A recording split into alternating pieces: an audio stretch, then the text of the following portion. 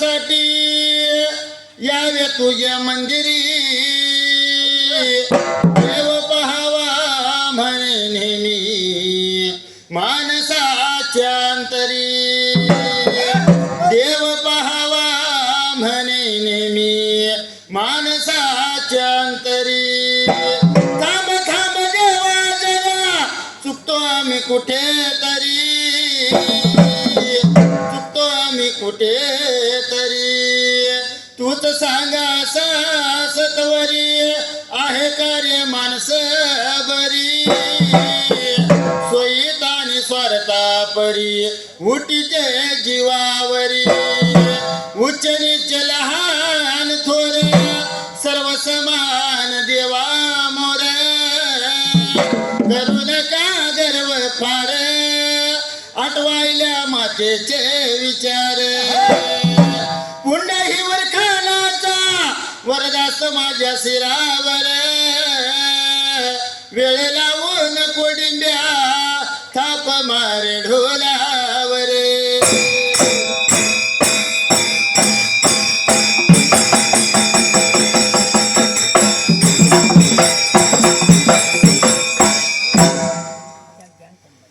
अन सुंदरान मांडल गाव मारया जाग्याला रामा जयंता लागा 17 जागा द्याला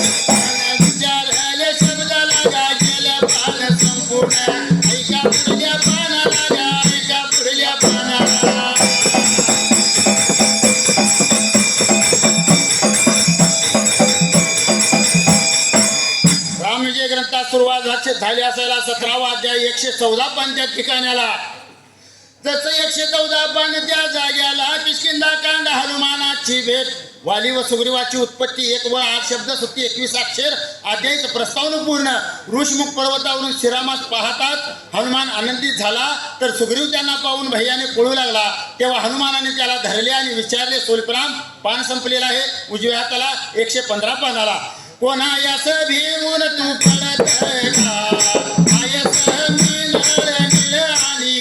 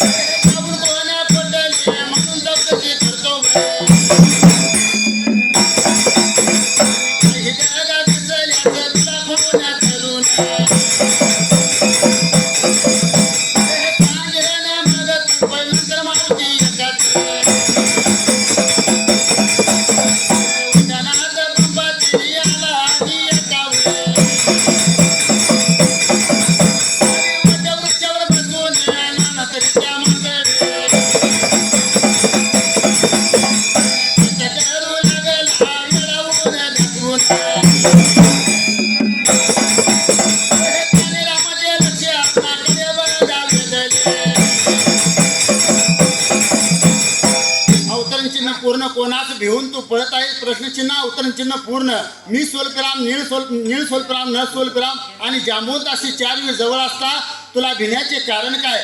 तेव्हा सुग्रीव म्हणाला स्वल्पराम अवतरणचिन्हात तेव्हा सुग्रीव म्हणाला मी पहाटेच्या वेळेत स्वप्न पाहिले ते हे की 2 क्षत्रिय वीर येथे आले त्यांनी वालीला मारले आणि मला राज्य दिले ते हेच मानव वीर दिसतात हे स्वप्न माझा नाश करेल म्हणून त्यांना पाहताच माझ्या मनात भीती उत्पन्न झाली म्हणून मी पळत आहे. यावर हनुमंत म्हणाला सुग्रीवा तू भिवू नकोस येतेच थांब.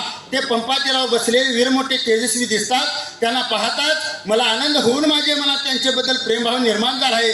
मी त्यांच्याजवळ जाऊन कोण प्रश्नचिन्ह कोठले प्रश्नचिन्ह म्हणून चौकशी करतो काही दगा दिसल्यास तुला फोन करून सांगेल मग तू पळ. नंतर मारुती एकाच उड्डाणात पंपातरी आला आणि एका वटवृक्षावर बसून नाना तऱ्हेच्या माकड चेष्टा करू लागला. वेडावून दाखवून त्याने रामाचे लक्ष आपणाकडे वेधले.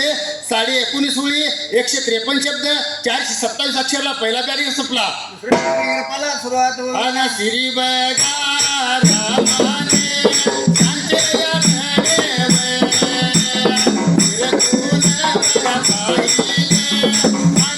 घडे विरकून मला पाहिले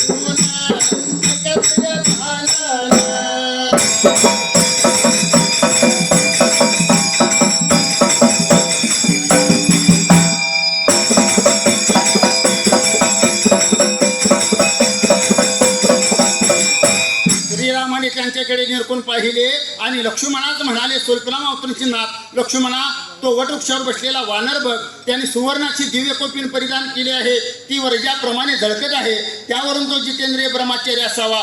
श्रीरामाचे हे भाषण ऐकून जो तुझी शब्दाला पान संपलेला आहे पान पलटून डाव्या हातात सुरुवात 116 पानाला. गुप्त कोपीन वळकी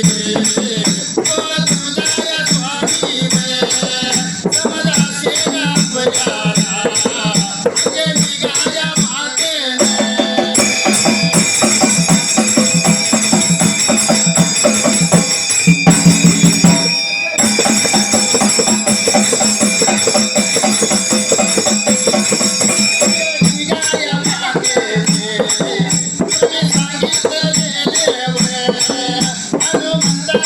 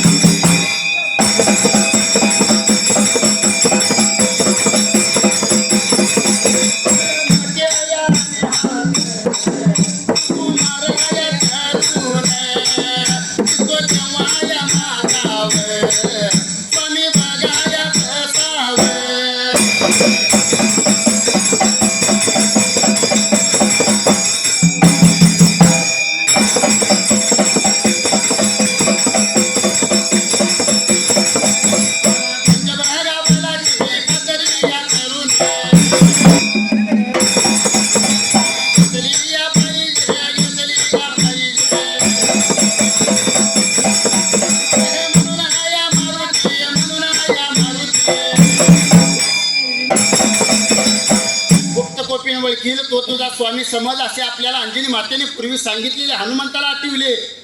पण माझे बल मोठे आणि हा तर सुकुमार तरुण दिसतो, तेव्हा माझा स्वामी कसा त्यांच्या बलाची खात्री करून घेतली पाहिजे म्हणून मारुतीने एक मोठी वटवृक्षाची फांदी तोडून घेतली. त्यावेळेला तोडून घेऊन गणपती सपले एक बघा मोठी वट बघा वृक्षाची.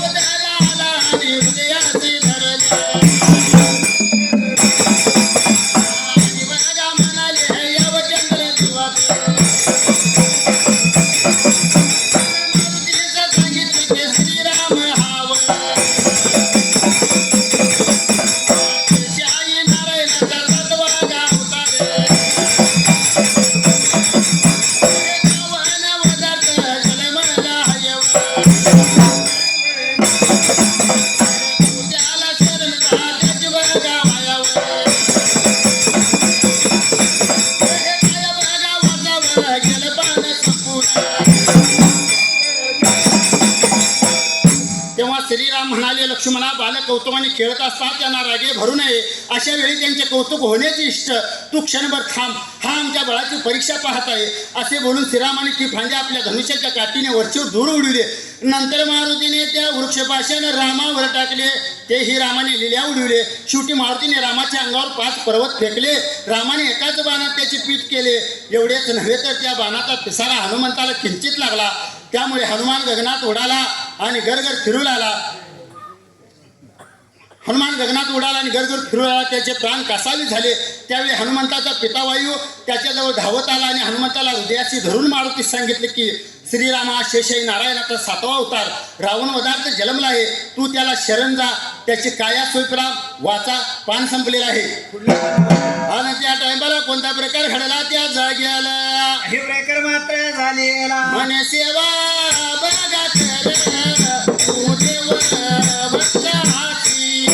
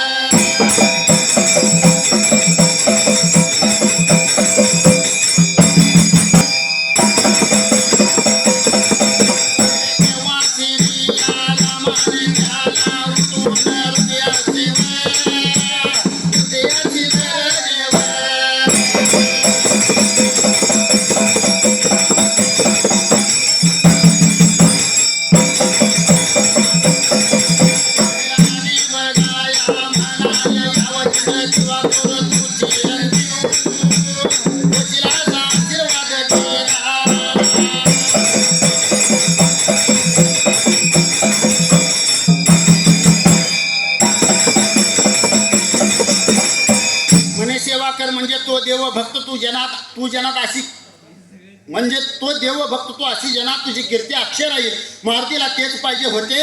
त्याने तात्काळ धावत जाऊन श्रीरामचरणी लोटांगणी घातले. तेव्हा श्रीरामाने त्याला उठवून हृदयाशी धरली आणि यावचंद्र देवा करून तू चिरंजीव होशील असा आशीर्वाद दिला.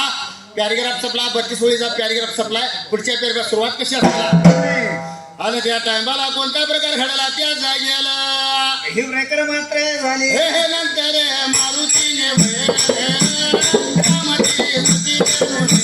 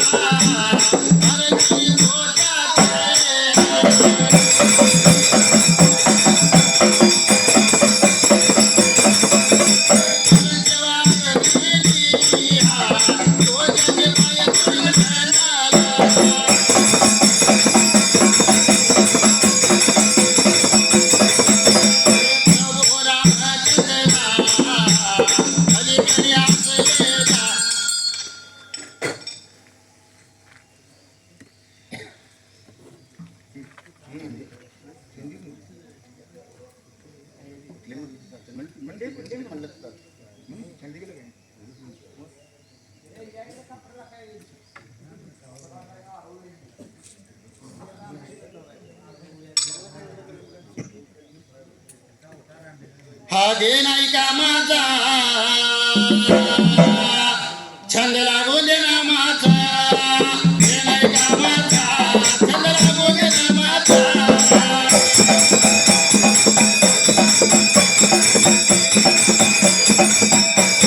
दे नाही का माझा छंद लागू दे माझा दे नाही का माझा छंद लागू दे माझा